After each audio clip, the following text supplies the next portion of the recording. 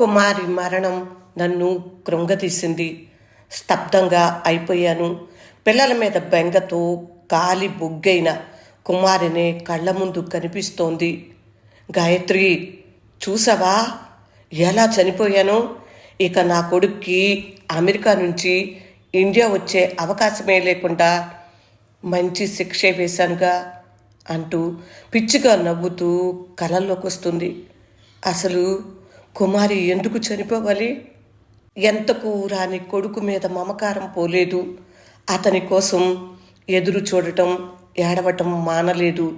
ఏనాడు ఆ కొడుకు తల్లితో ఒక 5 నిమిషాలు మాట్లాడలేదు. మోకాళ్ళ నొప్పులైతే యశోదల చూపించుకో, డబ్బులేస్తాను. ఏముంటాయమ్మా కబుర్లు, నాకు టైం లేదు, మీటింగ్ ఉంది అంటూ ఫోన్ పెట్టేసేవాడు. వాడికి మాట్లాడటానికి కూడా టైం లేదే గాయత్రి. మాటిమాటికి ఫోన్ చేయొద్దని చిరాకు పడతాడు.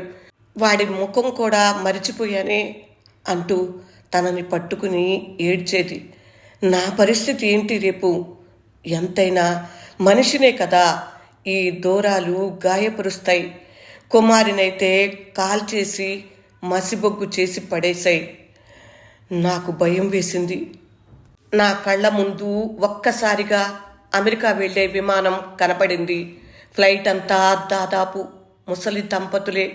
మెడలకు సర్వైకల్ కాలర్లు చుట్టుకుని, మోకాళ్ళకు నీ క్యాప్స్ పెట్టుకుని, బిడ్డల కోసం అమెరికా వస్తూ పోతూ గాజు కళ్ళేసుకుని, వాళ్లల్లో నేను, కుమారి భర్త ప్రసాద్.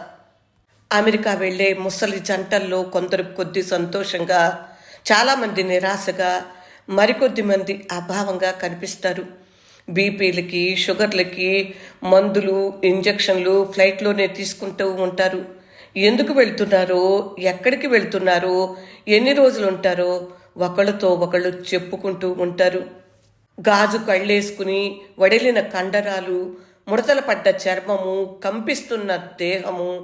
ఆ ఫ్లైటు ముసలివాళ్ల ఫ్లైటు, రిటైర్ అయిన అమ్మా నాన్నల ఫ్లైటు, పిల్లల కోసం, మనవాళ్లను పెంచటం కోసం, విరిగిన రెక్కలతో, వేధించే రోగాలతో అదరా బదరా ఫ్లైటు ఎక్కుతూ దిగుతూ, నడుములు విరిగిపోతున్నా, నడవలేకపోతున్నా, రోజుల తరబడి ప్రయాణాలు చేస్తూ, సముద్రాలు ఆకాశాలు దాటుతూ, ప్రమాదాలు లెక్క చేయకుండా బిడ్డల కోసం చేసే ప్రయాణాలవి.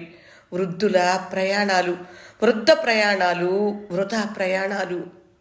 ఫ్లయింగ్ మదర్స్ కథ వినండి.